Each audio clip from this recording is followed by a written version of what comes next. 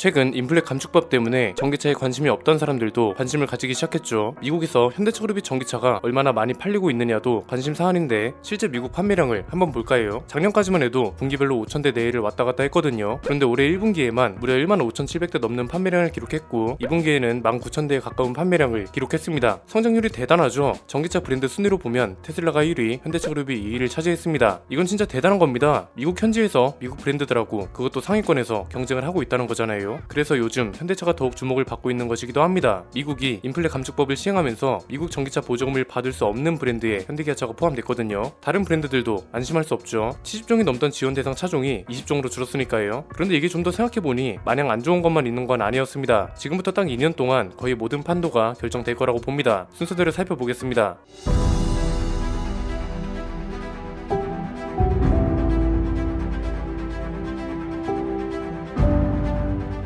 이번 인플레 감축법의 핵심은 보조금이라고 말씀드렸습니다. 지금 전기차 가격이 전체적으로 너무 비싸서 보조금 없이는 구매할 수가 없잖아요. 미국에서 생산하면 1,000만원에 달하는 보조금의 절반, 그리고 일정 비율 이상 미국산 부품을 쓰거나 미국하고 FTA 관계에 있는 국가의 부품을 사용해야 나머지 절반을 준다는 게 핵심입니다. 인플레 감축법에 대응하기 위해선 현대차 혼자 움직이는 건 부족하다는 것도 중요하고 정부랑 배터리 기업들까지 함께 가세해야 한다는 게 지난번 영상의 결론이었습니다. 이 영상이 나가고 바로 다음날 새로운 소식이 나왔습니다. 결국 정부보다 현대차가 먼저 움직이기 시작했습니다.